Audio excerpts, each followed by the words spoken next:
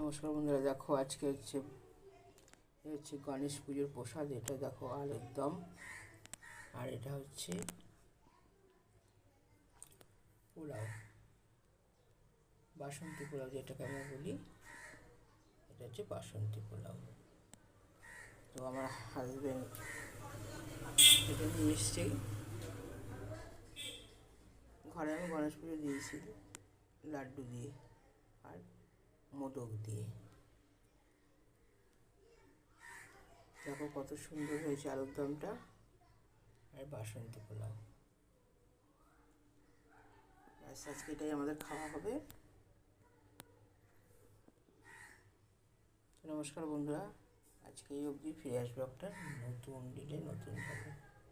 আর দেখো কত সুন্দর বাসন্তী পোলাওয়ের সাথে আলুর দমটা, দেখো কত সুন্দর হয়েছে, গ্রেভিটা দেখো। ব্যাস, টাটা।